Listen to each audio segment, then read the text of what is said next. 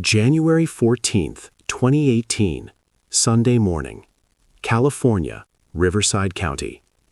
At 5:51 a.m., a 911 call was received. A girl was on the line. Dispatcher Christina Weigel picked up the phone and immediately noticed the voice. It sounded very young, quiet, and hesitant, but the caller introduced herself as 17 years old. The first sentence, "I ran away from home, from my parents' house." Weigel began asking questions, standard procedure for such calls.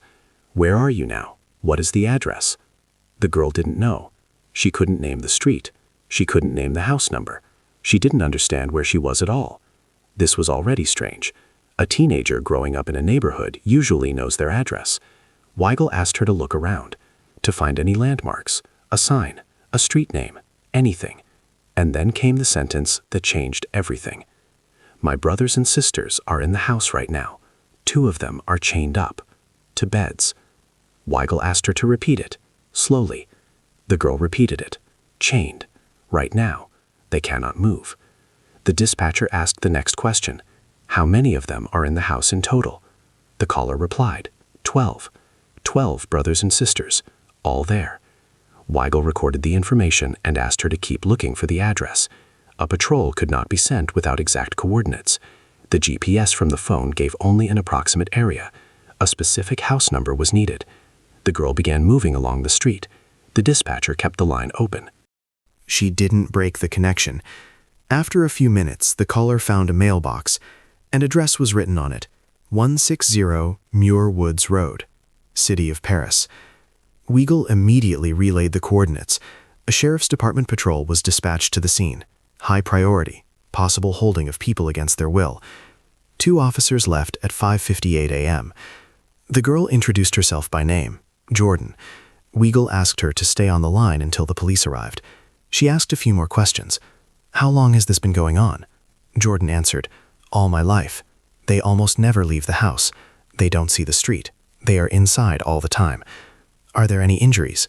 Jordan said, "Everyone is very thin, weak. They can barely walk." Weigel relayed this information to the officers over the radio. At 6:05 a.m., the patrol arrived at 160 Muir Woods Road, an ordinary 1-story house, beige facade, a small lot with a neglected lawn. Nothing suspicious on the outside. A quiet neighborhood, a typical suburb. Jordan was standing at the edge of the lot. She looked frightened. She was wearing an oversized hoodie and jeans. Her shoes were old and worn. The officers approached her. They asked clarifying questions. Jordan pointed to the house. "Right there. Everyone is inside. The parents too." The police asked her to wait by the patrol car and headed to the front door. They knocked. A few seconds later, the door opened.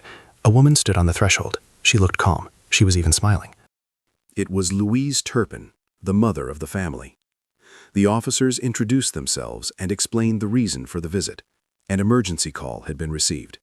Information about a possible holding of people in the house. Louise made a surprised face. She said that everything was fine, just some kind of misunderstanding. The police asked for permission to enter and look around. Louise hesitated for a couple of seconds. Then she nodded and let them in. The officers stepped inside and immediately smelled a pungent odor, a mixture of dirt, stagnant air, and something musty. It was dark inside. All the windows were covered with thick curtains. Several people were standing in the hallway, very thin, pale skin, confused faces. One of the officers would later write in the official report, "I couldn't tell their age at first glance. Outwardly, they looked like teenagers aged 13 or 14. But when I asked for names and dates of birth, it turned out that some of them were over 20 years old. Their physical condition did not match the age in the documents at all." The patrolmen went further into the house. They looked into the rooms. In one of them, they found 2 people chained to metal bed frames, heavy chains with padlocks. The chains were short. Movement was severely restricted. The officers immediately called for an ambulance and additional units. This was no longer just a call check. This was a crime scene. David Turpin, the father of the family, was in the living room. He was sitting on the couch. He behaved strangely calm. He didn't ask questions. He didn't try to explain anything. 20 minutes later, detectives, a medical team, and representatives of social services were on the scene. A full search of the house began, recording of evidence, interviewing everyone inside. What the investigators found over the next few hours would become the basis for charges that would shock the entire country. But until that morning, the Turpin family looked very different. On Louise and David's social media, there were dozens of photos, family shots, all 13 brothers and sisters together with their parents, smiles, matching outfits, neat hairstyles for everyone, photos from Disneyland, the whole family against the backdrop of Sleeping Beauty's castle, Mickey Mouse t-shirts, everyone looks happy. Photos from Las Vegas, Louise and David were renewing their vows at one of the wedding chapels on the Strip. All 13 are standing nearby. The girls are in identical purple dresses, the boys are in suits. More photos, family holidays at home, a birthday, a cake with candles, everyone is sitting at the table.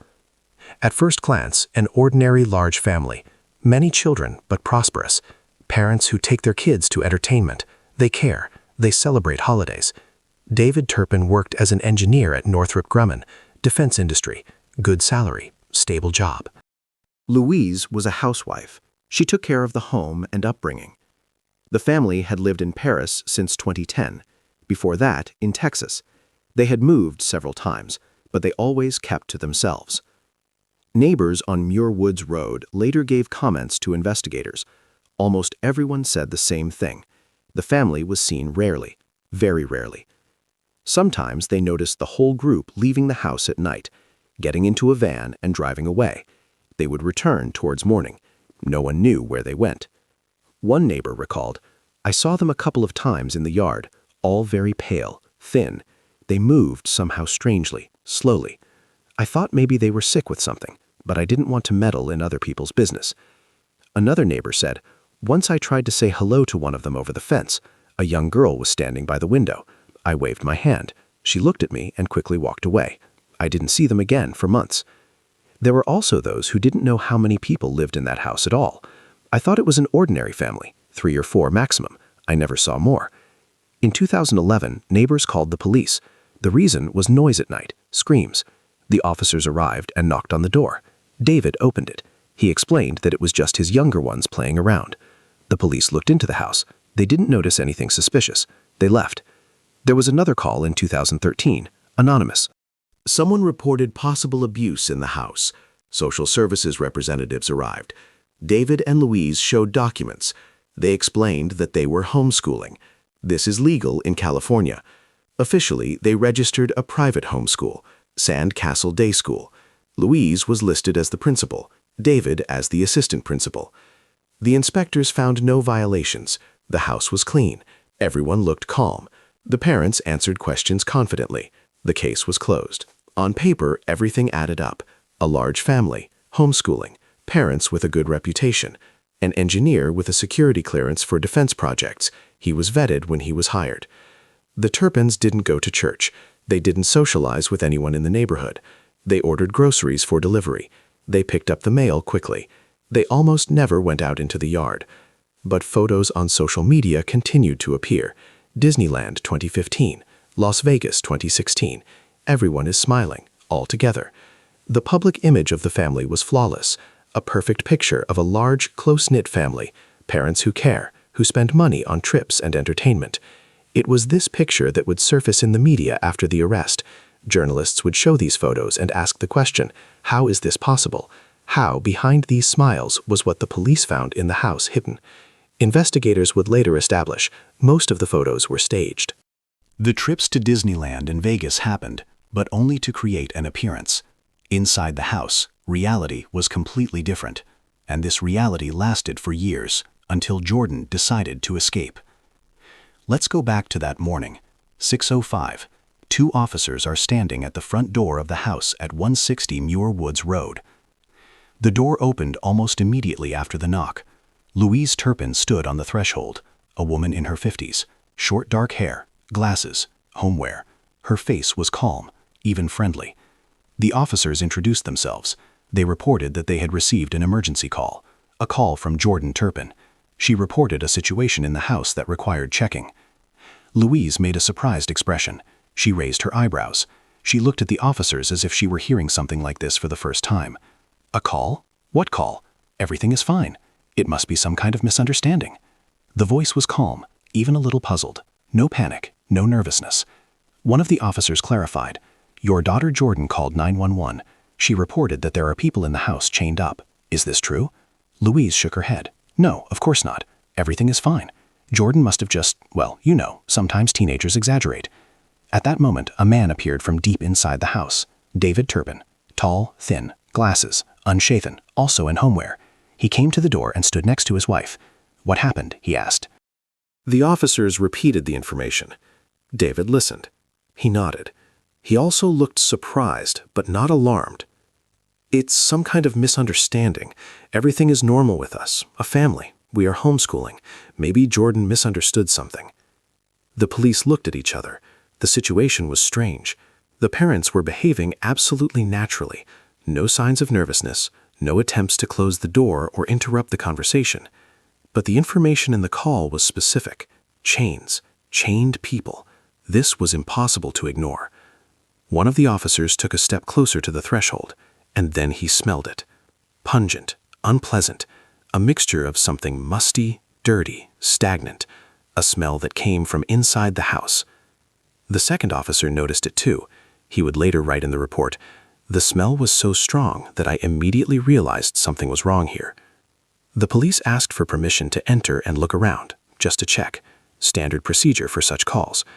Louise hesitated. She looked at her husband. David was also silent for a couple of seconds. "Do you have a warrant?" he asked. The officer replied, "There is no warrant, but there is a report of a possible threat to people's lives in the house. This gives the right to enter and check." David and Louise looked at each other. Then David shrugged. "Fine, come in, but everything is normal there. It's just that we're a large family. We don't always have time to clean up." He stepped aside. Louise did too. The officers entered the house. The first thing they saw was a dark hallway. The windows were covered with thick curtains. No light penetrated. Only one light bulb was burning in the hallway. Dim. Things were lying on the floor. Clothes, boxes, trash. The smell inside was even stronger. The officers went further. Several people were standing in the hallway. They appeared from somewhere in the rooms. They just stood and watched. The first impression? Teenagers. Thin, very thin, pale skin. Hair was long, unkempt. Clothes were old, not the right size. One of the officers stepped closer. He asked them to give their names and ages. The first one replied, "Joshua, 29 years old." The officer stopped. He looked at him carefully. The guy looked 15 at most, maybe 16. A thin face, short stature, fragile build. The next one introduced herself. "Jessica, 27. The girl looked even younger. The officer couldn't believe it. He asked to see documents. Louise brought several birth certificates. The dates matched. These people were indeed in their 20s, but their physical condition said otherwise. The officers went further through the house. They looked into the rooms. Filth, chaos, mattresses on the floor, almost no furniture. And then in one of the back rooms, they saw what Jordan was talking about. 2 beds. On each, a person. Hands chained to the frames with heavy chains. Padlocks on the chains. The chains were short. Movement was limited to a minimum. One of the officers stepped closer. He asked, "How long have you been here?" The chained person replied quietly, "I don't know. A long time." The second officer immediately called for backup over the radio. Code, critical situation. Immediate arrival of detectives, medics, social services required. David and Louise were standing in the hallway, still calm. David said, "It's not what you think. Sometimes we have to restrain them, for their own safety." The officer did not enter into a discussion. He simply asked both of them to stay where they were and not leave the house. 15 minutes later, additional units began to arrive. 10 minutes after that, ambulances, then detectives, representatives of the Protection Service. The house at 16 Muir Woods Road turned into an active investigation site. What the investigators would discover over the following hours would become one of the most shocking abuse cases in California history. Detectives began a full search of the house immediately after arrival. The first thing they recorded was the unsanitary conditions. Dirt covered almost all surfaces. On the floor in several rooms, there were stains that looked like traces of human excrement. The smell was such that some officers went outside to breathe. The windows were covered. Light almost did not penetrate. Dim light bulbs burned in most rooms, or it was dark altogether. There was almost no furniture. In several rooms, there were old mattresses on the floor, without bedding, dirty. Piles of clothes lay in the corners, boxes of trash, empty food packaging. In the kitchen, detectives found food, but in very limited quantities. A few cans of canned food, bags of chips, cookies, almost nothing in the refrigerator. A few bottles of water, leftovers of some semi-finished products. One of the detectives opened the pantry. There was a large supply of sweets, chocolate bars, candies, packages of cakes. All of this was locked. The parents had the key. In the living room, they found toys, many toys, new in packaging, Barbie dolls, construction sets, cars, all sealed, never opened. But the most shocking thing was the condition of those who lived in this house. All 13 brothers and sisters were gathered in one room for a preliminary examination. Medics began checking. The first to be examined was Joshua. He was 29 years old according to documents, but he looked like a teenager of about 14, height about 150 centimeters, weight just over 40 kilograms, skin pale, almost transparent, arms thin, all bones visible. The medic asked him to stand up. Joshua stood up with difficulty. His legs were shaking, coordination was impaired, muscles were atrophied. Next was Jessica, 27 years old. She looked even younger than her brother. Height, 145 centimeters. Weight, about 37 kilograms. Hair long, tangled, dirty. Clothes several sizes too large. The medic asked her a simple question. When was the last time you ate? Jessica looked at her parents. Then she replied quietly, yesterday. What exactly? Bread and peanut butter. The detectives continued the interview. It turned out that most of the 13 could not name the current date. They didn't know what year it was. Some didn't know the names of the months. One of the younger ones, 17-year-old Julian, when asked, "What season is it now?" replied, "I don't know. We don't go outside." Medics recorded critical emaciation in everyone. The youngest, a 2-year-old, weighed as much as a 1-year-old. 10-year-old James weighed as much as a 6-year-old. 29-year-old Joshua weighed less than an average 13-year-old teenager should weigh. Detectives asked them to show their teeth. Most had signs of severe tooth decay, black spots, broken teeth, no dental care for years. One of the officers asked, "When was the last time you were at a doctor?" No one could answer. Louise intervened. "We treat them at home, ourselves. We have everything we need."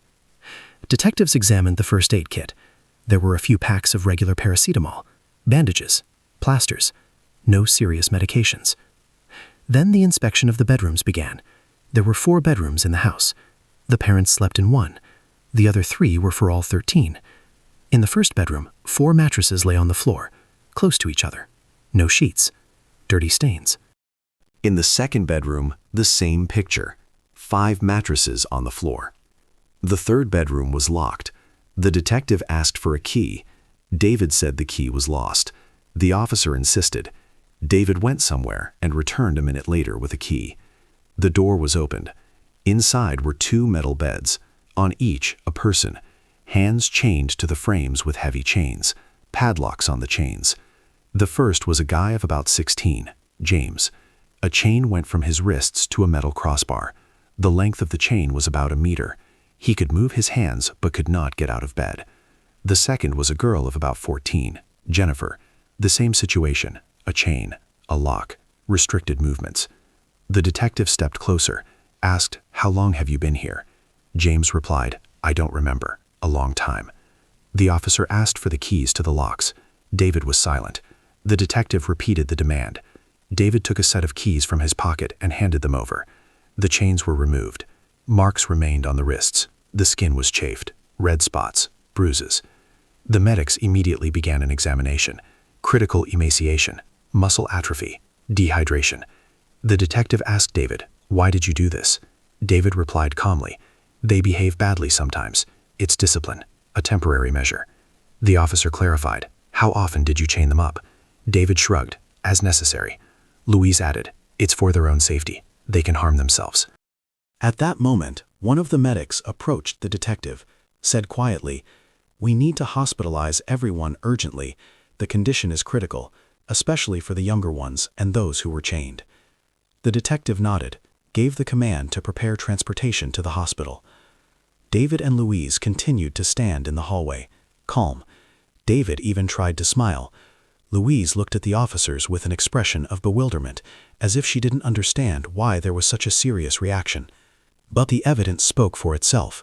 Chains, locks, emaciation, unsanitary conditions, isolation.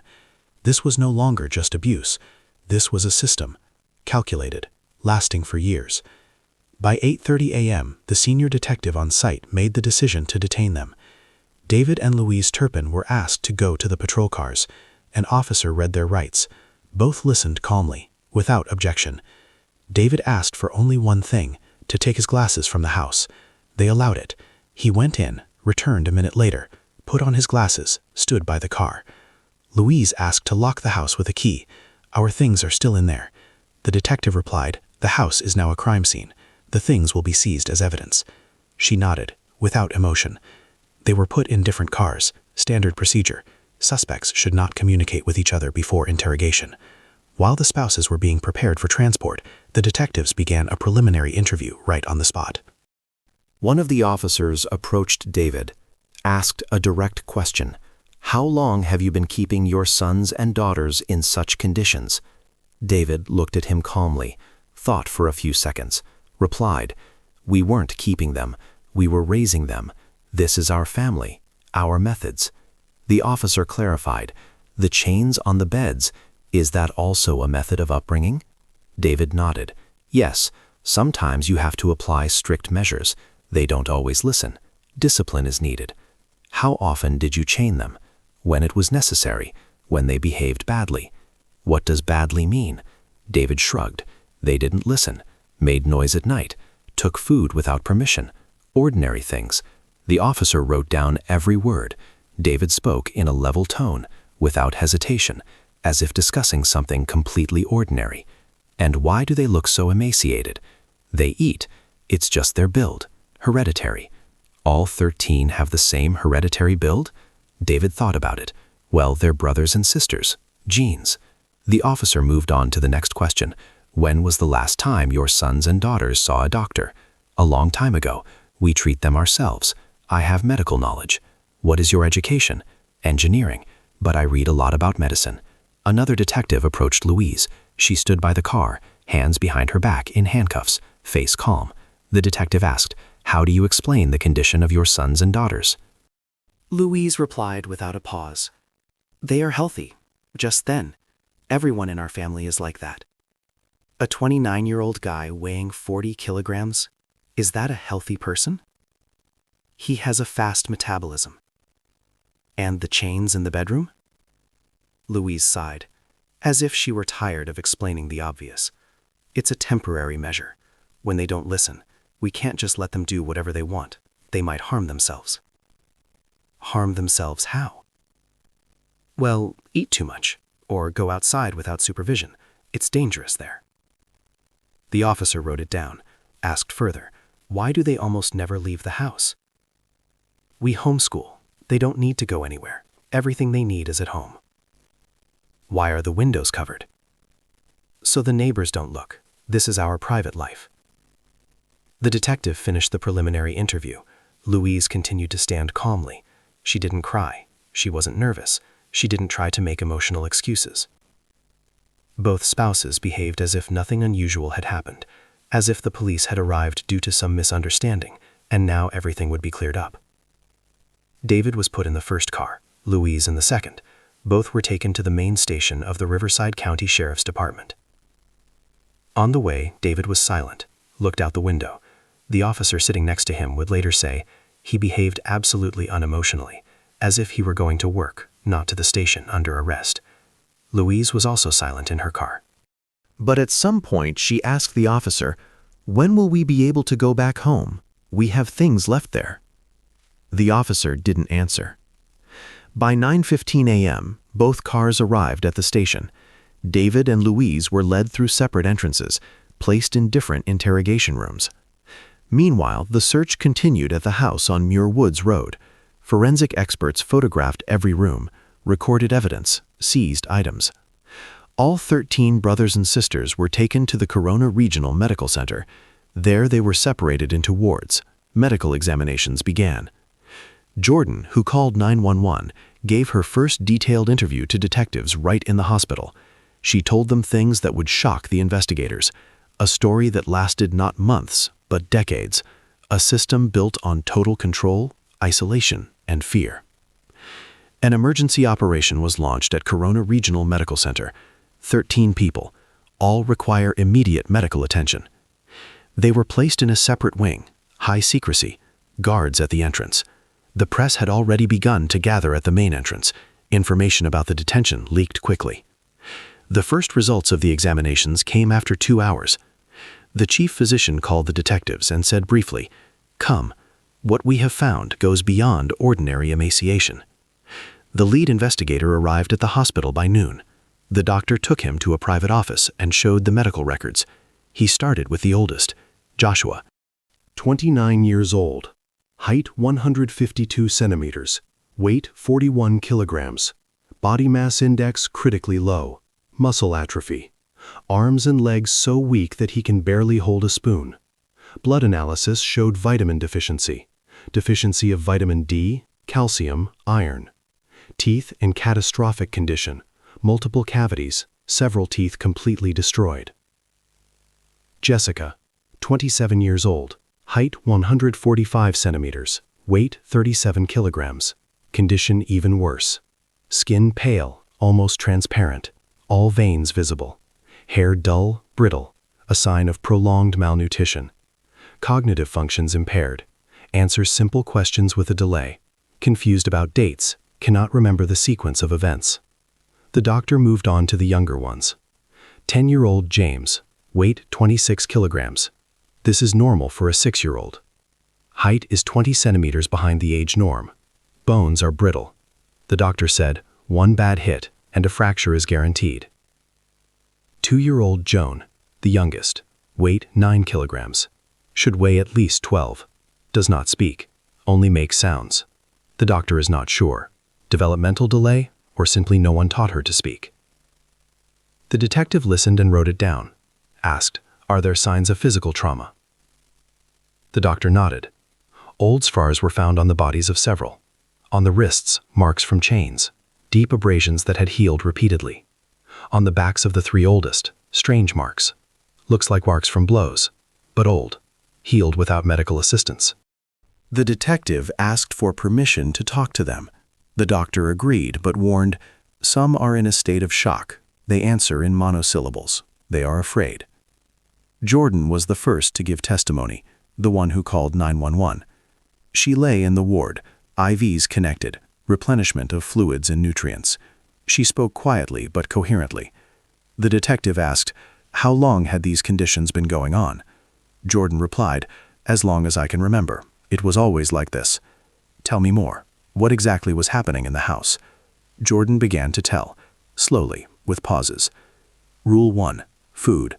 Fed once a day, sometimes twice, but rarely. Food always the same. Bread with peanut butter, sometimes frozen burritos from the store, heated in the microwave, portions small. If someone tried to take food without permission, punishment, chained to the bed for a few days, sometimes for a week. Sweets were in the house, a lot, but they were kept in the pantry under lock and key. Sometimes the parents took them out and ate in front of everyone, on purpose, to show that there were sweets but not for them. Rule 2. Hygiene. Showers were allowed once a year, sometimes less often. Jordan remembers periods when she didn't wash for more than a year. Water was given only for drinking. Washing was forbidden. Clothes were not washed, worn the same thing for months. When the clothes became completely dirty, the parents gave something from the old things, not the right size, torn. Rule 3. Isolation. Leaving the house is forbidden. Windows covered. You can't look at the street. If someone approached the window, punishment. Sleeping was put on a schedule. During the day, no sleeping. At night, only at certain hours. Sometimes parents woke everyone up in the middle of the night, just because, to check obedience. Rule 4. Silence. Talking to each other was allowed only in whispers. Loud talking, laughing, any noise, punishment. Playing was allowed, but only with toys given by the parents. New toys were bought, but not given, put on shelves, said this is for looking, not for playing. There were almost no books. Reading was not taught. Writing, neither. Louise sometimes gave lessons, but they were simple things. Letters, numbers, nothing complex. There was a TV, but watching was rarely allowed. Only certain movies, parents chose, usually old cartoons. There was no internet, there were no phones, no connection to the outside world.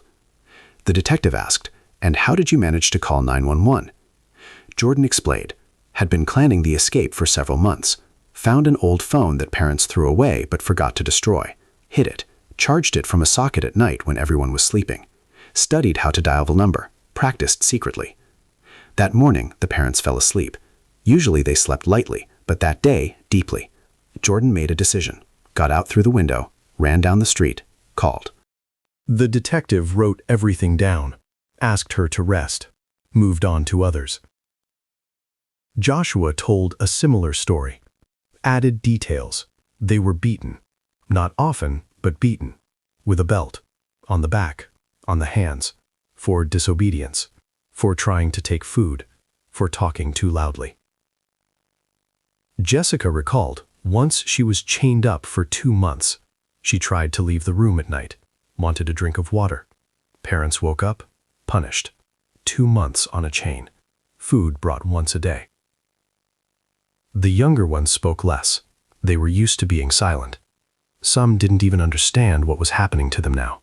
The hospital, doctors, questions, all of this was incomprehensible to them. By evening, detectives had gathered enough information. The picture became clear. This was not just abuse. This was a system, built over years. Every aspect of life under control. Food, water, sleep, movement, communication. Everything was regulated by the parents. The investigators returned to the station, began preparing the indictment. What they learned from the hospital turned this case into one of the most high-profile in decades. Official interrogations began at the Sheriff's Department station. David Turpin was placed in interrogation room number 3. Standard setting. A table, 3 chairs, a camera in the corner under the ceiling. Everything is recorded. Detective Greg Fellows entered at 2:20 p.m., sat opposite, turned on the recorder, named the date, time, names of those present. David sat calmly, hands on the table, adjusted his glasses periodically, looked composed, even relaxed. Fellows started with simple questions: full name, date of birth, address. David answered clearly, without hesitation. Then they moved to the substance. "David, tell me about your family." David nodded, began telling in a level voice. "We have a large family, 13 sons and daughters. Louise and I raised them ourselves, homeschooling. We wanted to give them the right upbringing, without negative influence from the outside." The detective clarified, "What does negative influence mean?" "Schools, television, internet. All of this has a bad effect on young people. We wanted to protect them from that. Protect them by keeping them in isolation." David shook his head. "Not isolation, just a controlled environment. We gave them everything they needed: food, shelter, education, love." Fellows took out photos from the house, put them on the table. Dirty rooms, mattresses on the floor, chains on the beds. "Is this also part of love?" David looked at the photos, without emotion. Nodded. "Yes. Sometimes you have to apply strict measures. Discipline is important, especially when there are so many of them." The detective pointed to the photo with the chains. "You chained them to the beds. Is that discipline?" "It's a temporary measure. When they don't listen. When they break the rules." "What rules?" David began to list them. Calmly. as if it were something perfectly normal. Don't take food without permission. Don't make noise. Don't leave rooms without permission. Obey parents. Simple rules. Every family has rules. And if they broke them? We explained. If it didn't help, applied disciplinary measures, chained them for a time, so they would think about their behavior. For how long? David shrugged. It depended on the offense. Sometimes a day, sometimes longer. The detective took out the medical reports, read them aloud. Critical emaciation, muscle atrophy, vitamin deficiency. How do you explain this?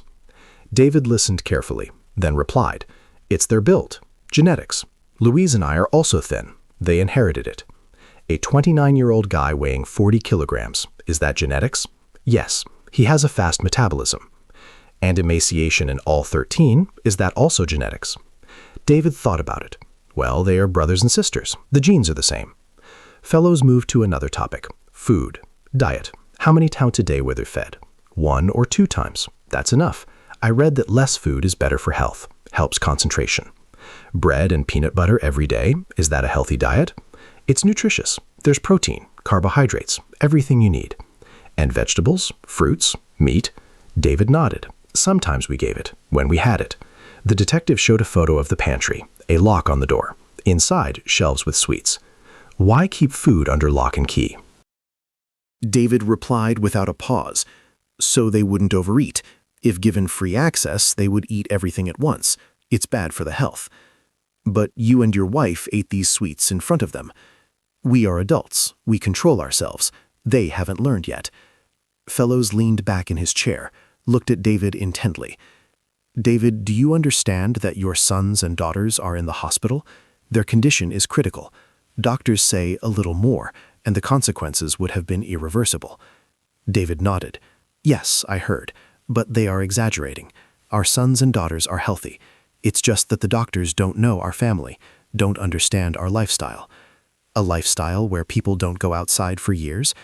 They don't need to go out. Everything necessary is at home. A shower once a year, is that also necessary? David thought about it. We were saving water. Water bills are high. We had to save. The detective took out bank statements. David's salary, good, stable. There was money. You had the means. Why didn't you spend it on normal conditions? David looked at the statements, shrugged. We spent on what was important, on trips, to Disneyland, to Vegas, family events. Trips once a year, but not on food and hygiene every day. Trips are important for family bonds. Fellows paused, let the silence hang in the room, then asked directly, David, do you understand that what you are describing is a crime? Abuse? Holding people in inhuman conditions. David shook his head, calmly, confidently. No, it's not a crime. It's upbringing. We love our sons and daughters. Everything we did was for their benefit, so they would grow up right, obedient, disciplined. Do you believe you acted correctly? Yes, absolutely. Do you regret anything? David thought about it for a long time. Then he replied, I regret that Jordan called the police. That was wrong of her. She violated family trust. The detective finished the interrogation at 4:45 p.m., turned off the recorder, left the room. The prosecutor was waiting for him in the hallway. Asked, well? Fellows shook his head. He is absolutely convinced he's right, not a shred of remorse. Believes he did everything out of love. The video of the interrogation would later become key evidence in court. David's calmness, his rational explanations for monstrous actions, the total lack of understanding of the scale of what had been done. All this would show the jurors not just a criminal, but a person who had built an entire philosophy to justify cruelty. While the interrogations were underway, forensic experts continued their work at the house on Muir Woods Road. The search took 3 days. Every room, every corner, every closet. Everything was photographed. Items were seized as evidence. On the second day, January 16th, one of the forensic experts examined the back bedroom, the one where those chained to the beds were found. He looked under one of the mattresses. There was a stack of notebooks. Ordinary school notebooks. Thin, worn. The expert took them out, opened the first one. Inside was text, childish handwriting, uneven, in pencil. The entries were dated. He called the lead investigator. There turned out to be not 1 or 2 notebooks. There were dozens of them, hidden in different places, under mattresses, behind closets, in boxes under clothes. In total, more than 100 notebooks were found. These were journals. The 13 brothers and sisters had been keeping records, for years, secretly from their parents, recording everything that happened in the house. The investigators began to read, and what they found in these notebooks turned the case from the category of abuse into something much larger in scale. The first journal belonged to Jordan. The entries began in 2015. She was 14 then. First entry: "Today Mom didn't give us food again. Said we behaved badly. Hungry. Want to eat so much." Next entry a week later: "Dad chained Joshua to the bed. He tried to take bread at night. Mom saw. Dad said he'll be there for 3 days." A month later: "We weren't allowed to go to the bathroom all day. Mom said it's punishment for noise. We weren't making noise, just talking." The entries were short, simple sentences, but they recorded specific dates, specific events, specific punishments. The detectives moved on to other journals. Joshua's journal, entries from 2013. He was 24. March 15th. Chained again. Don't know why. Mom said I'm behaving badly. I don't understand. I didn't do anything. April 2. 3 weeks on the chain already. Want to stand up. Legs are stiff. Mom brings food once a day. Bread. Water. May 10. Finally let go. Can't walk. Legs won't hold. Have to learn again. Jessica's journal. Entries from 2014. Today Mom showed us a cake. Said it's for us, but didn't give it. Put it in the fridge. Locked it. Said, we'll see how you behave. A week passed. The parents ate the cake. In front of us. We watched. Mom was smiling. The detectives read on. With every notebook, the picture became clearer. This was not just a punishment system. It was a methodical, calculated scheme of suppression. One of the journals contained records of the food schedule. The author, 17-year-old Julian, recorded every meal. January. Food 12 times for the month. Bread and butter, 8 times. Burritos, 3 times. Soup, 1 time. February. Food 10 times for the month. Bread and butter, 7 times. Burritos, 2 times. Nothing, 1 time. He kept this record for 2 years, in detail, accurately. Another journal described punishments. The author, 19-year-old Jennifer. List of things we are punished for: talking loudly, laughing, taking food, approaching the window, getting out of bed without permission, asking for water, asking for the bathroom, playing too long, not obeying immediately, asking questions. Below was a list of punishments: chained to the bed, don't give food, don't allow to the bathroom, beat with a belt, put in the corner all day, lock in a dark room. Every punishment was detailed, with dates, with names. Forensic experts found another category of records. These were attempts to keep track of time. Some didn't know what year it was, hadn't seen a calendar, didn't go outside, so they tried to keep track on their own. One of the journals contained notches, just lines, hundreds of lines. The author counted the days, crossed out every day lived. Why? Unclear. Maybe so as not to lose the sense of time. Detectives handed over all the journals to experts. Graphologists confirmed the handwriting belonged to different people, at least 8 authors. The entries were authentic. Psychological experts studied the content, made a conclusion. The records reflect a state of prolonged stress, fear, helplessness. The authors recorded events as a way to cope with the situation. The journals were the only form of control they could have. Investigators compared the records with the testimony from the hospital. Everything matched: dates, events, details. For example, Jordan told the hospital that Joshua was chained in March 2013. In his journal, an entry from March 15, 2013, chained again. Jessica told about the cake that the parents ate in front of them. In her journal, the same story with a specific date. The prosecutor, after studying the journals, told the detectives, This is the strongest evidence I've seen in my entire career. They documented every crime themselves, year after year. The journals completely refuted David and Louise's testimony. They claimed they fed them normally. The journals showed once a day, sometimes less often. They claimed punishments were rare. The journals recorded dozens of cases per month.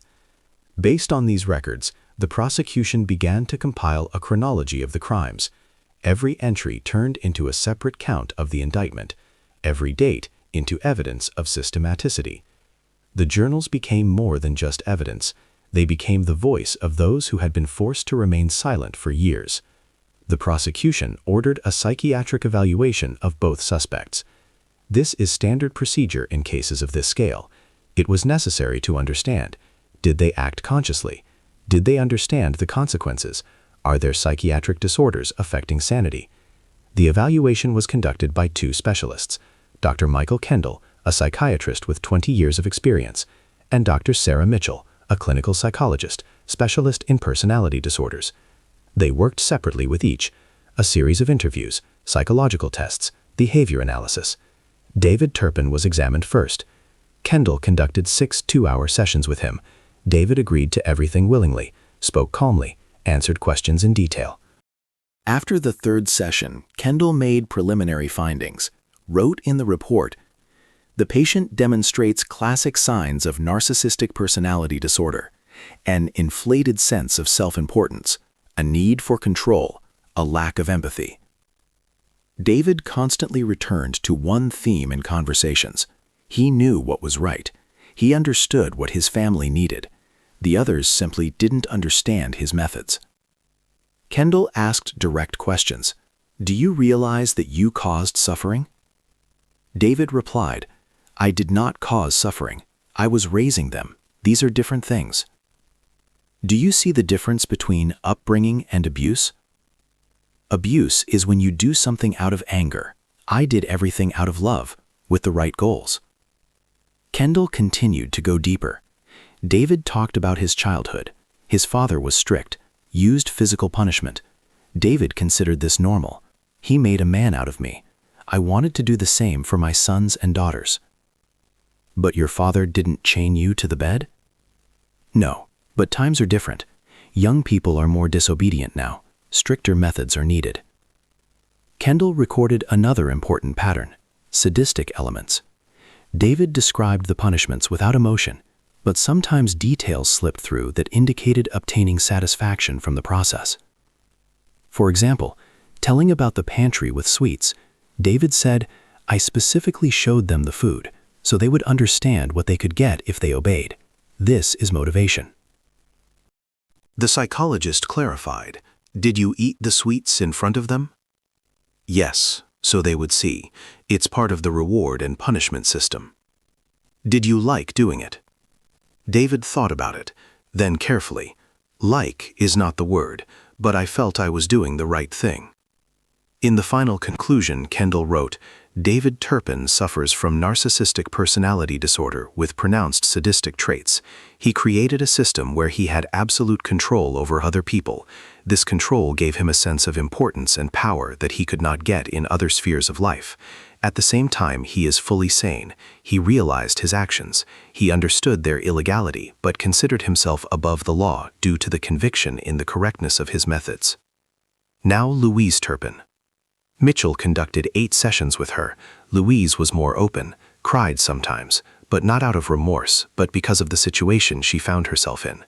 Mitchell quickly identified the main pattern: dependent personality disorder.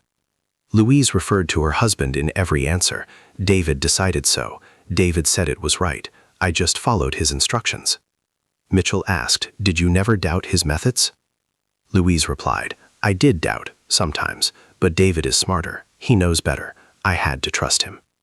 "And when you saw that the sons and daughters were doing poorly, that they were starving?"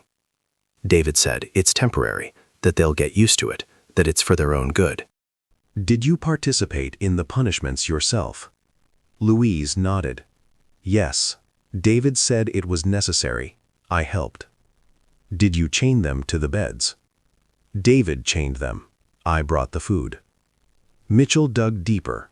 It turned out Louise met David when she was 16. He was several years older. They married quickly.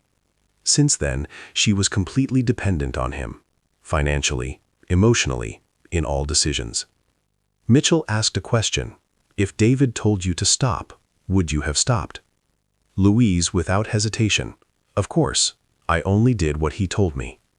In the conclusion, Mitchell wrote, Louise Turpin demonstrates dependent personality disorder, pathological codependency on her husband, inability to make independent decisions. At the same time, she is fully sane and realized the wrongfulness of the actions. Her motivation is to maintain the relationship with her husband at any cost. She participated in the system of abuse not out of sadism, but out of fear of losing control over the only relationship she had. The two experts met to discuss the overall picture. Kendall said, they worked as a system. David, the architect, created the rules, controlled the execution, got satisfaction from power. Louise, the executor, implemented his instructions, didn't ask questions. Mitchell added, a classic pathological couple, a dominant narcissist and a dependent partner. Together, they created an environment where abuse became the norm. A system that existed for years precisely because both got something of their own from it. David, power and control. Louise, stability of the relationship with her husband. The final conclusion of the experts formed the basis of the prosecution. The main conclusion: this was not spontaneous. It was not the result of a psychiatric disorder reducing sanity. It was a conscious, methodical system of suppression, built on one person's pathological need for absolute power and another's inability to resist it. Investigators were faced with a logical question: how could this last so long? David worked. There were neighbors, relatives, someone should have noticed. Detectives began interviews with everyone who had contact with the Turpin family. First, David's relatives. His parents lived in West Virginia. On the phone, the father said, "We didn't communicate in recent years. David called once a year, said everything was fine." "Did you see the grandchildren?" "A long time ago, 10 years ago. They came for a day. They were all thin, but we thought, a large family, maybe there's not enough food." David's sister told a similar story. He was always withdrawn. After he got married, he stopped communicating altogether. Silence in recent years. Louise's mother, Phyllis, lived in Texas. Detectives arrived in person. She said, Louise was always attached to David, since she was 16. When they married, she distanced herself from the family. "Did you see the grandchildren?" A couple of times from a distance, Louise showed photos, said everyone was healthy, studying at home. Louise's brother didn't communicate with his sister at all. Called once about 5 years ago, asked for money for food. "I was surprised, David is working." She answered something vaguely and hung up. None of the relatives knew the real situation. Everyone saw only the photos from Disneyland and rare short meetings. The investigators moved to the neighbors, interviewed everyone on where. Most said one thing: the family was almost never seen, windows covered. The van would leave at night, return toward morning. One neighbor recalled, "I saw them all in the yard once. During the day, they stood in a row, dressed the same.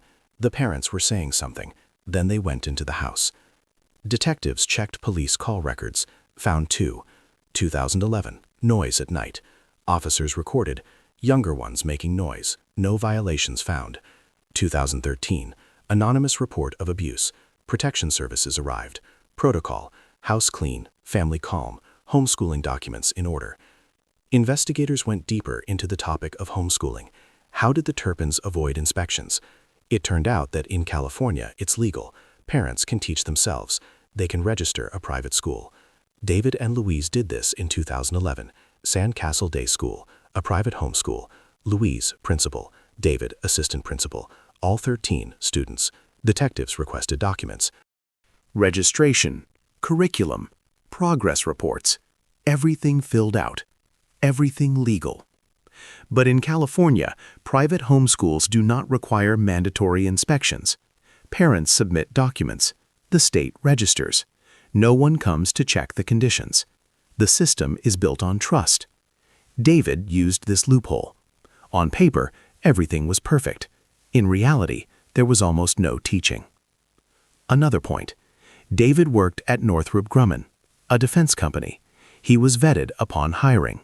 A security check showed criminal history clean, finances stable, clearance granted. But the check was only at the time of hiring.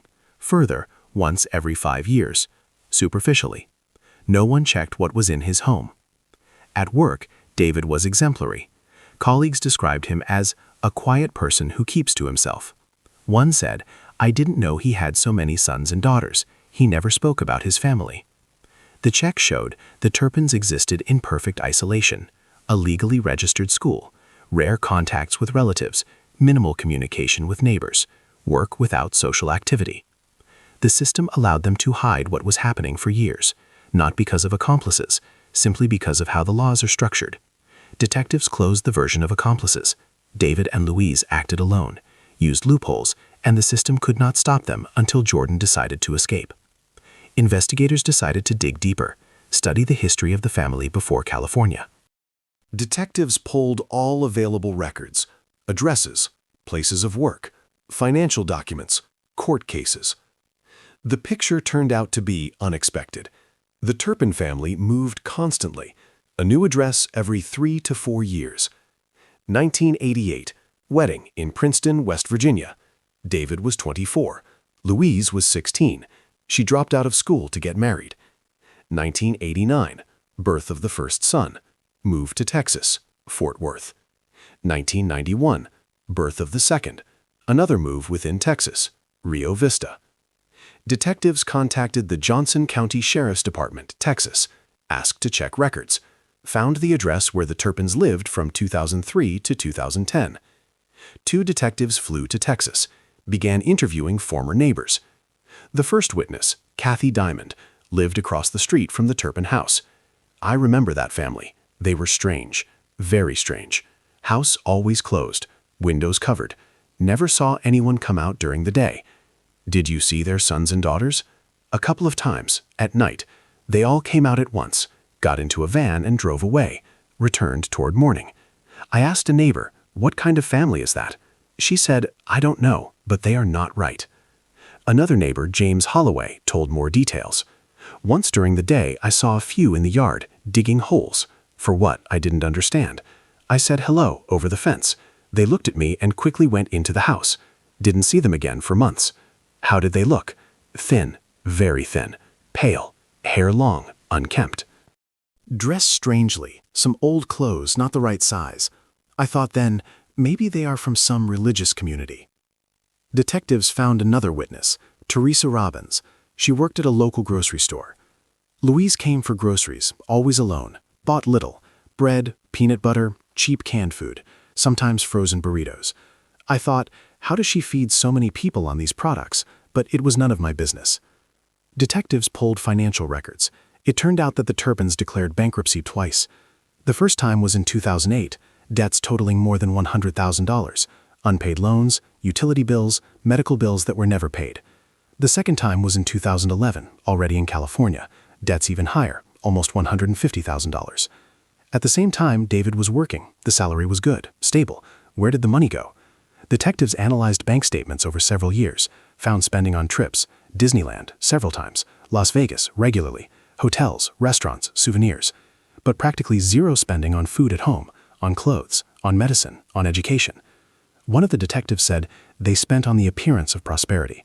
Photos from Disneyland cost them money, but food for their own sons and daughters? No. Investigators continued to dig, found records of police calls in Texas. 2004, neighbors complained about noise at night. Police came. David explained. The young ones were playing. Officers left. 2006, anonymous call. Someone reported possible abuse in the house. Protection services arrived. Inspected the house. Recorded in the protocol. The family is homeschooling. No violations found. The same scheme as in California. David knew how to answer, what to show, how to look convincing. Detectives found one more detail. In Texas, the Turpins also registered a private school. It was called the same, Sandcastle Day School. The same system, the same reports, no real inspections. One of the investigators contacted the Texas Department of Education, asked, "How is this possible?" The official replied, "Texas homeschooling laws are even more lenient than in California. Parents simply notify us of their intent to teach independently. We register it, no inspections required. An honor system. The detectives returned to California with a full dossier. They presented it to the prosecutor. The conclusion was obvious. What was discovered in the house on Muir Woods Road was no accident. It was not the result of stress from recent years. It was a system that had existed for at least 15 years, perhaps longer. Frequent moves allowed them to avoid close scrutiny. When they began to arouse suspicion in one place, they moved to another. Isolation, hunger, control, all of this had been practiced for decades. The California house was simply the final point, the place where the system reached its peak, and the place where it finally collapsed thanks to Jordan's determination. January 20, 2018. Detective Sarah Mitchell returned to Louise Turpin for a second interrogation. This time she had a folder, a thick one. Inside were copies of the diaries found in the house. Louise sat at the table. Her hands were folded in her lap. She looked calm, even a little relaxed. She still believed the situation would be resolved. Mitchell sat opposite her. She placed the folder on the table. She turned on the voice recorder. "Louise, I want to show you something. This was found in your house." She opened the folder. She took out the first page, a copy of an entry from Jordan's diary. Mitchell began to read aloud. March 15th, 2016. "Mom didn't give us food again. She said we behaved badly. Hungry. I really want to eat." Louise looked at the page. Her face did not change. Mitchell continued. She took out the next page, Joshua's diary. April 2nd, 2013. 3 weeks on the chain already. I want to stand up. My legs are numb. Mom brings food once a day. Bread, water. Louise blinked. She was still silent. Mitchell did not stop. She flipped through the folder. She read excerpt after excerpt. Jessica's diary. Mom showed us a cake. She didn't give it to us. She put it in the refrigerator with a lock. Julian's diary. January. Food 12 times this month. Jennifer's diary. A list of what we are punished for. Talking loudly, laughing, taking food, going to the window. Mitchell read more than 10 entries, slowly, clearly, letting every word sink in. Louise's expression began to change. Her calmness vanished. Tension appeared. She began to fidget in her chair. Mitchell finished reading and looked at Louise. "These are the voices of your sons and daughters. They wrote this for years. They hid it from you.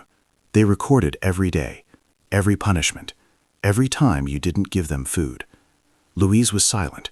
She stared at the table. Mitchell continued. "Louise, you told me that everything was fine, that you fed them enough, that punishments were rare. But what is written here is different, in their own words." Louise looked up. Her eyes were wet. She began to cry, quietly, without sound. Mitchell gave her a minute. Then she asked softly, "Is it true? Is what is written here true?"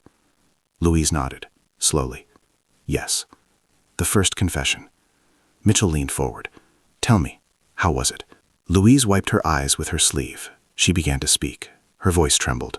"It wasn't me. It was David. He decided everything. I just did what he said." Mitchell did not interrupt. She let her speak. "He said, we need to control them. They eat too much. They make too much noise. Discipline is needed." I agreed." "Why did you agree?" Louise looked at the detective. "Because I was afraid. Afraid of losing him. He is the only one I have. If I didn't listen, he would leave for several days.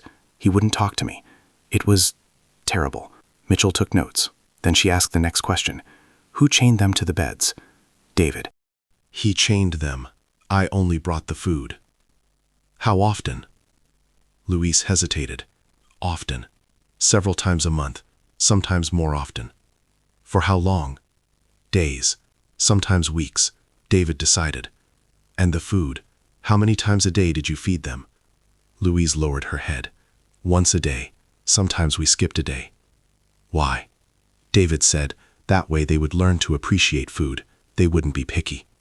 Mitchell took out another page, a diary entry about how the parents ate sweets in front of everyone. She read it aloud. Louise listened and cried harder. "Is this true?" Louise nodded. "Yes." David said, "We must show that good behavior brings rewards and bad behavior does not." "Did you participate in this yourself?" A long pause, then quietly, "Yes, I ate in front of them. David wanted me to show unity with him." Mitchell moved on to another topic, hygiene. a shower once a year. Is this also true? Louise nodded. Yes. David said we need to save water. The bills are high. But you and David showered regularly. Yes. Why couldn't they? David said they have to earn it through good behavior. Mitchell placed a few more pages on the table, records of beatings, of locked rooms, of the ban on going outside. She read it all. Louise listened and nodded after every paragraph. Yes, that happened. Yes, we did that. Yes, I participated. Mitchell stopped. She looked at Louise for a long time. Then she asked directly, Louise, do you realize that what you are describing is not upbringing? This is systematic abuse. This is a crime. Louise cried even harder. Her voice broke. I know. I always knew. But I couldn't stop. David, he controlled everything. I was afraid of him, afraid of being alone. You could have called the police, protection services, relatives. I couldn't. David was watching. He always knew where I was, what I was doing, who I was talking to. If I had called, he would have found out. Mitchell paused. She let Louise calm down. Then she asked the final question of the session. Do you regret what happened? Louise nodded, through tears. Yes, every day. I wanted to be a good mother, but I couldn't. I am weak. I have always been weak. Mitchell turned off the recorder. The interrogation ended at 16:20. She walked out of the room. The prosecutor was waiting in the hallway. He asked, Well? Mitchell handed him the recordings. A partial confession.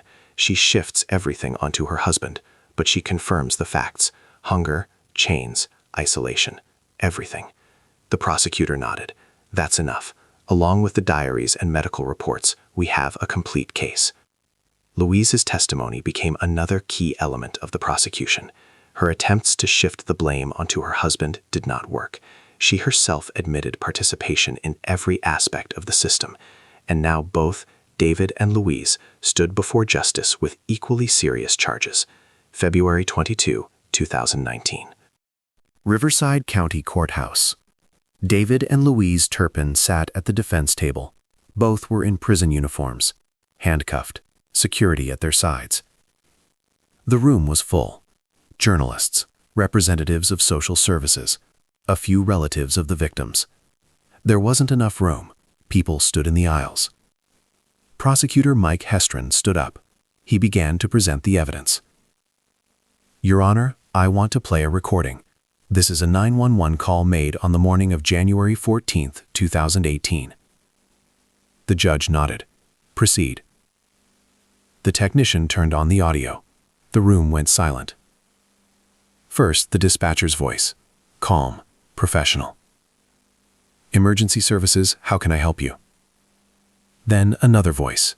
Young, quiet, trembling. I ran away from home, from my parents' house. The recording lasted 4 minutes. Jordan's entire conversation with the dispatcher. Every word, every pause. My brothers and sisters are in the house right now. 2 of them are chained up.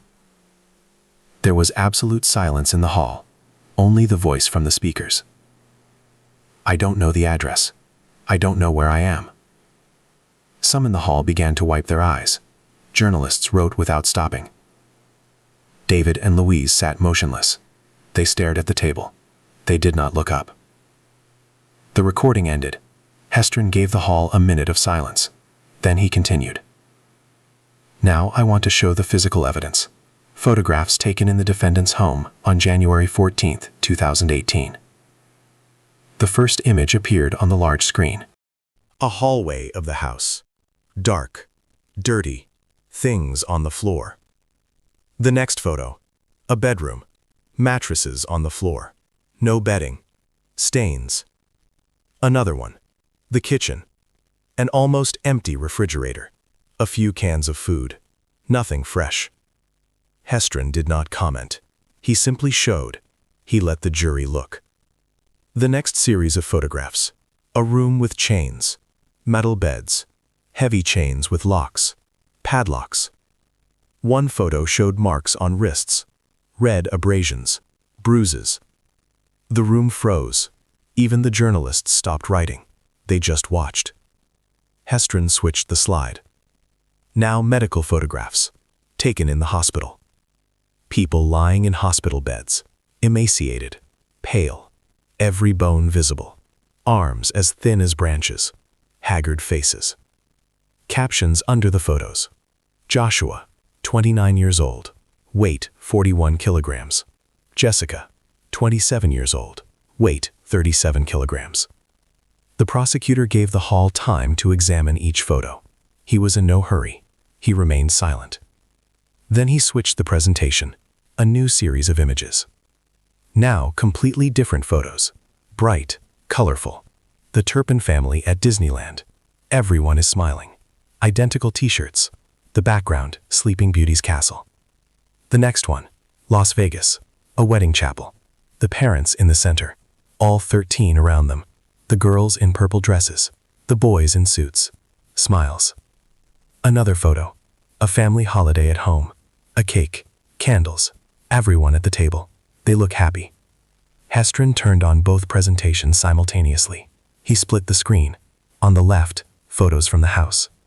On the right, photos from social media. The contrast was shocking. Two different realities, one for the public, the other, the real one. On the left, dirt, chains, emaciation. On the right, smiles, holidays, the ideal family. Hestren finally spoke. This is the public image of the Turpin family, what they showed the world. Trips to Disneyland, family holidays, happy faces. A pause. He pointed to the left part of the screen. And this is the reality, what was hidden behind closed doors, for years. He switched the slide. Now excerpts from the diaries, enlarged, children's handwriting. Today, Mom didn't give food again. Hungry. 3 weeks on the chain already. I want to stand up. Mom showed a cake. She didn't give it. She locked it up. Hestren read several entries aloud, slowly, clearly. The room listened in complete silence. Louise began to cry quietly. David did not move. The prosecutor finished. He turned off the presentation. He turned to the jury. The evidence speaks for itself. Records, photographs, medical reports, diaries, victim testimony, defendants' confessions. Everything points to one thing: systematic, methodical abuse that lasted for decades. He sat down. The defense did not ask any questions. There was no point. The evidence was irrefutable.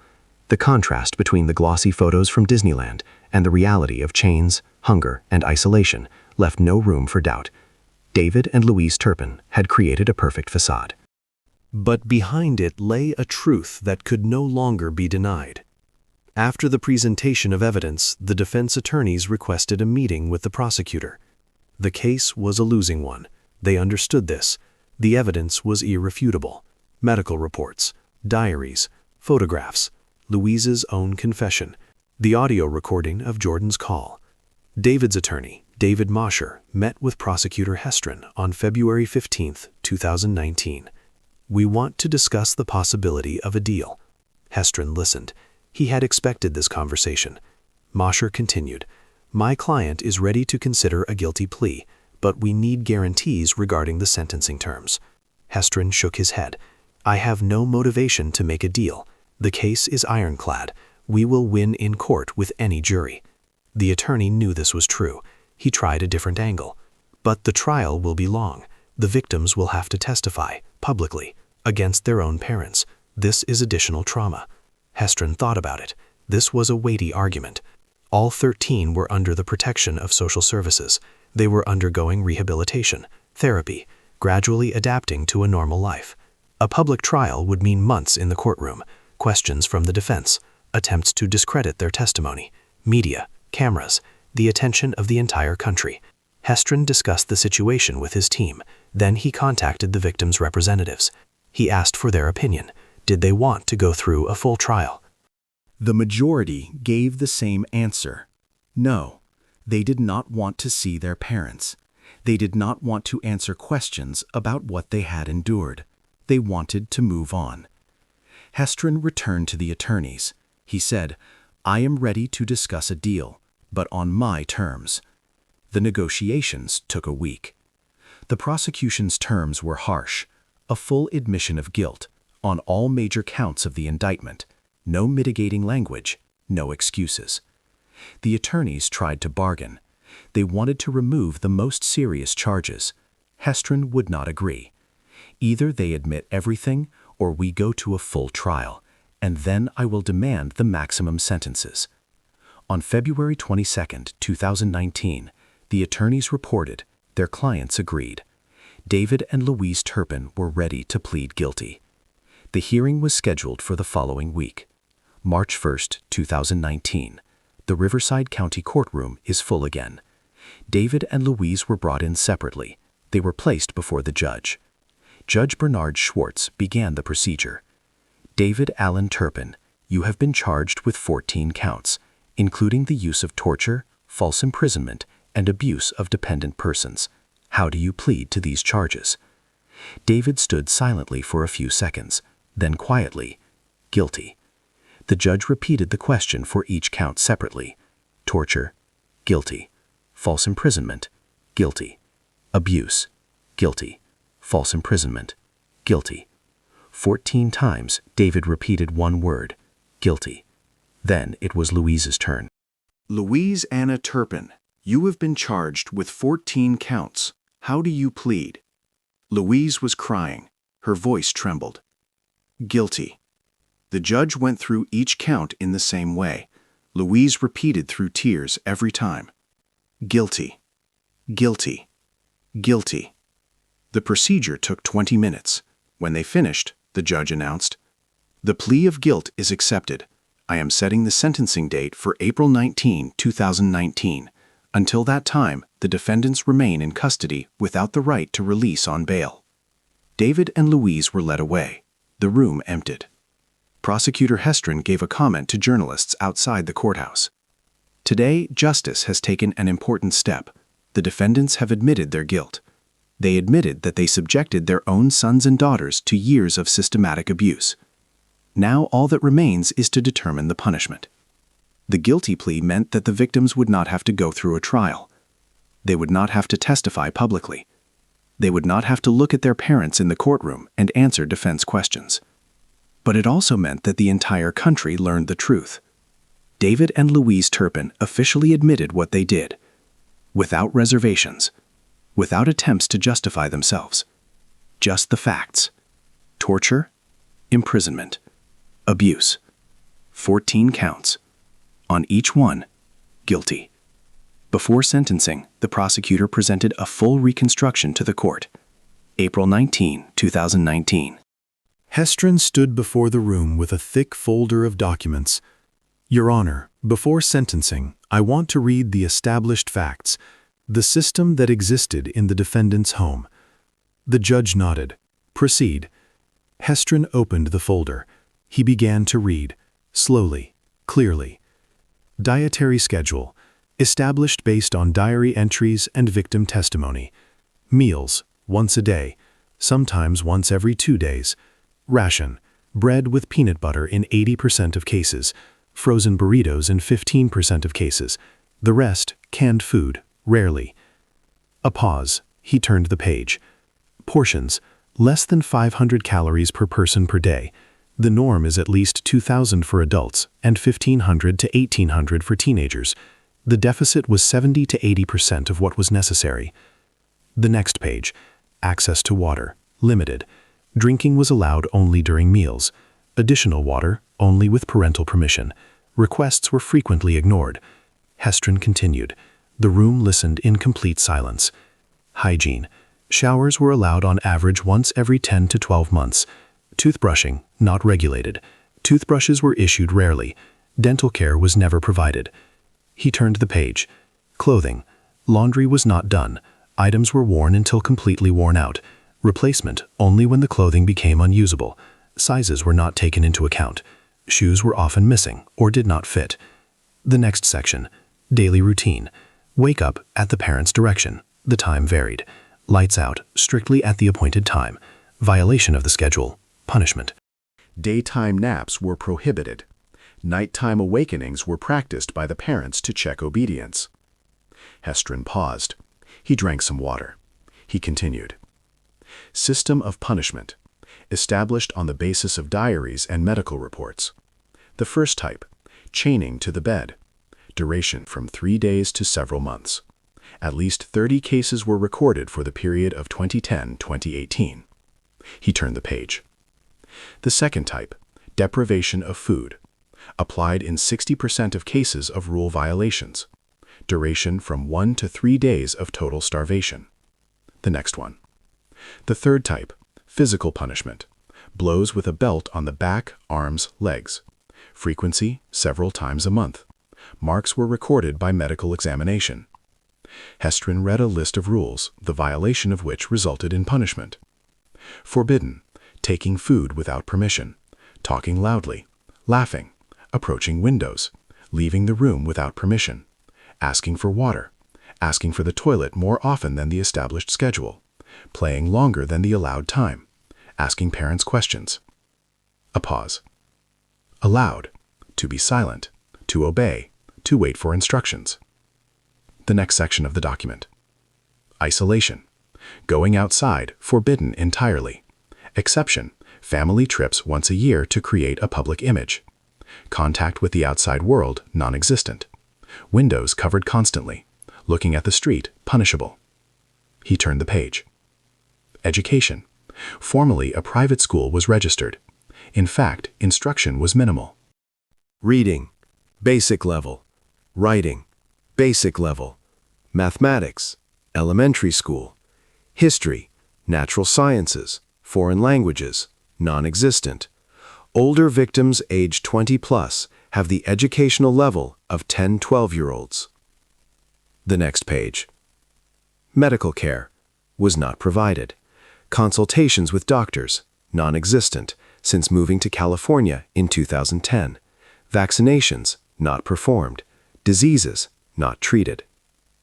Hestren continued reading, section after section, every aspect of the system. Social contacts, forbidden entirely. Communication between brothers and sisters, only in whispers. Loud conversations were punishable. Contact with relatives, non-existent. Phones, forbidden.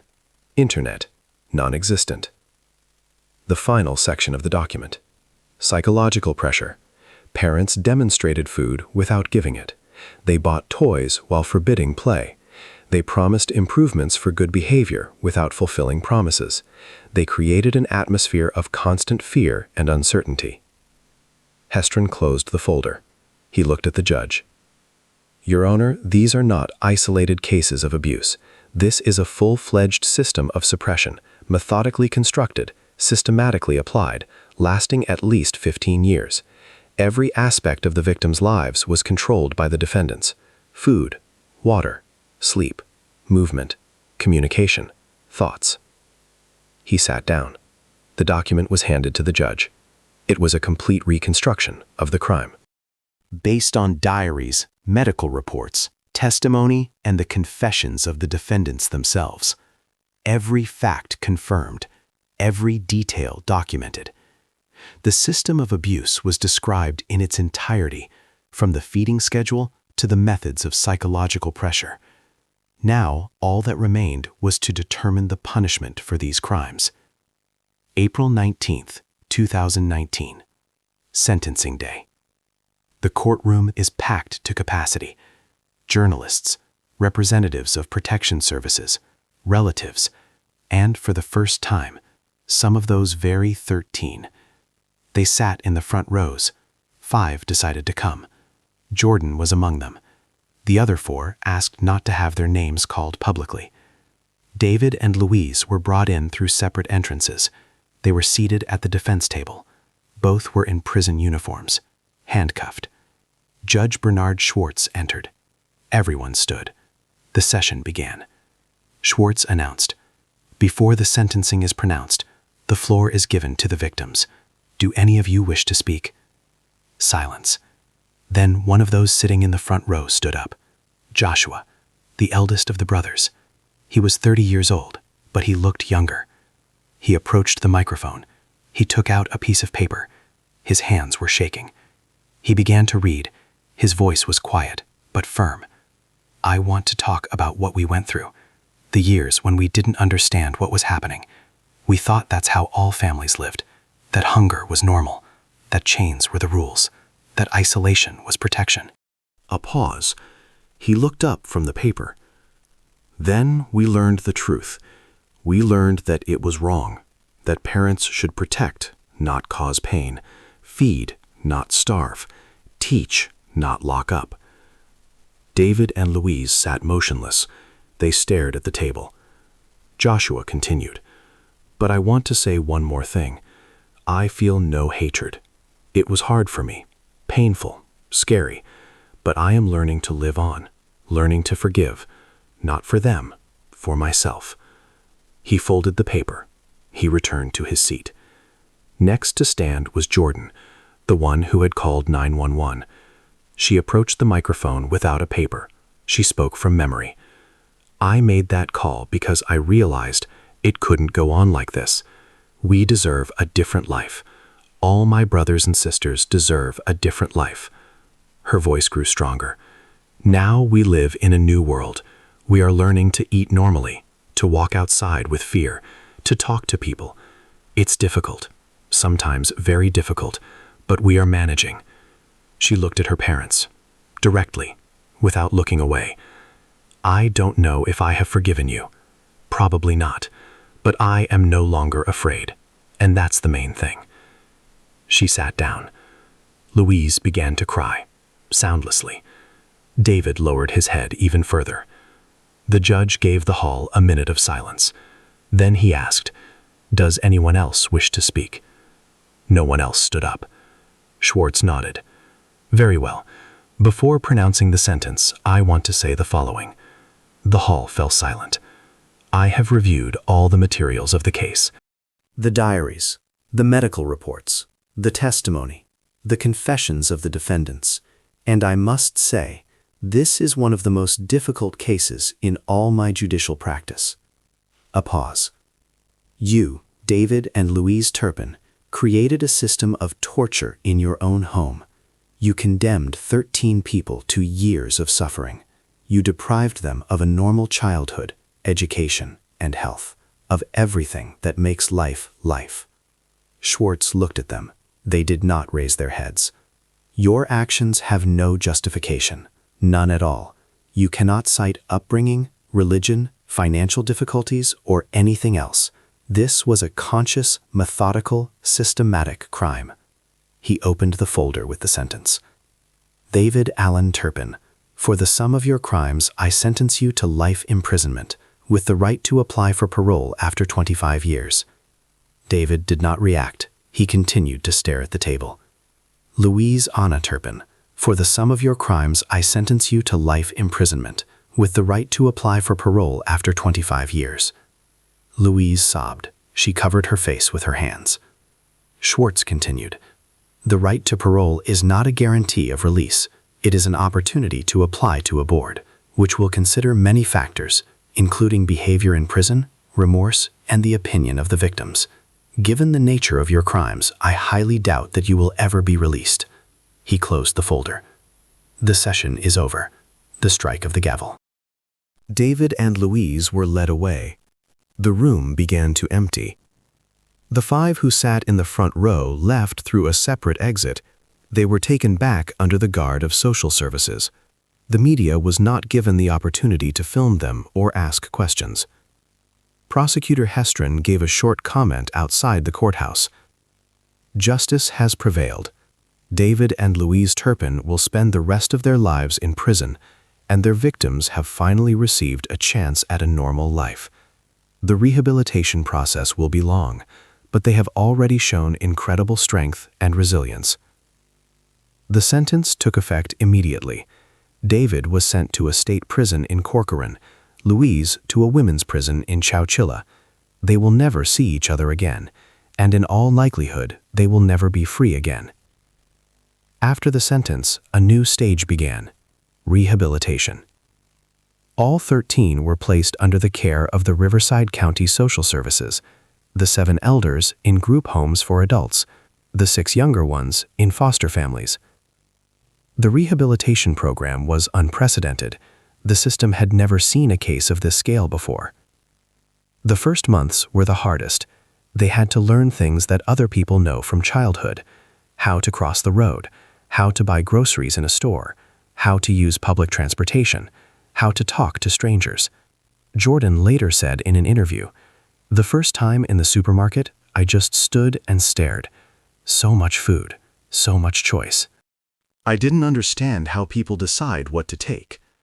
The elders began to get an education, courses for adults, basic literacy, mathematics, computer skills. Joshua went to college. He studied programming. Progress was slow but steady. Jessica started working, a simple job, packing goods in a warehouse, but for her it was a victory. Independent earnings, independence. The younger ones went to school, a regular school with other students. It was difficult. They were far behind in the curriculum, but teachers worked with them individually. Everyone underwent therapy, psychologists, group sessions, individual consultations. One of the psychologists told journalists, "Their psychological traumas are deep. Years of isolation disrupted their basic perception of the world. They have to learn to trust, learn to make decisions, learn to live without constant fear." But problems arose. After the Turpin's arrest, the public created a relief fund. People donated money. More than $600,000 were raised. The money was supposed to go toward rehabilitation, education, and housing. However, it turned out that part of the funds was used ineffectively. Some of the 7 elders complained. They were living in poor conditions. Guardians were receiving money but not spending it on their charges. In 2021, several of them filed a lawsuit against Riverside County. They demanded improved living conditions and access to the collected funds. The case received publicity.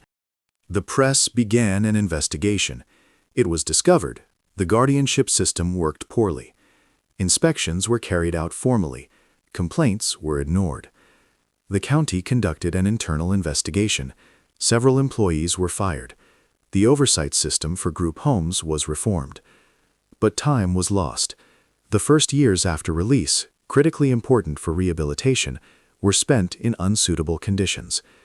Despite the difficulties, they continued to move forward. In 2022, Jordan gave a major interview to ABC. She told her story in detail. She showed how she lives now: a regular apartment, a job, friends. She said, "I don't want our story to define my whole life. Yes, it happened. Yes, it was terrible. But I am more than just a victim. I am learning to be a normal person." Some of the younger ones finished school. They entered colleges. They found jobs. They began to live independently. Others are still in the process of adaptation. Therapy continues. Progress is slow, but it is happening. The story of the Turpin family has become one of the most famous in the USA in the last decade. It drew attention to the problems of homeschooling, the guardianship system, and the protection of rights. In California, bills were discussed to strengthen control over private homeschools, but no significant changes ever occurred. The house at 160 Muir Woods Road was sold in 2019. The new owners demolished it. They built a new one. Neighbors say no one wanted to live in that building. David and Louise remain in prisons. They can apply for parole in 2044. They will be 80 and 76 years old, respectively. The probability of approval is minimal. Jordan said in one of her interviews, "People ask, have I forgiven my parents? I don't know. Maybe someday. But right now, I just want to live, normally, without fear, without chains, with the ability to choose." The story of the 13 brothers and sisters from California did not end with the arrest of their parents and the court sentence. Their real story is only beginning. It is a story about how survivors learn to live again, in a world they almost didn't know, with traumas that will remain forever, but with hope for a future they didn't have before.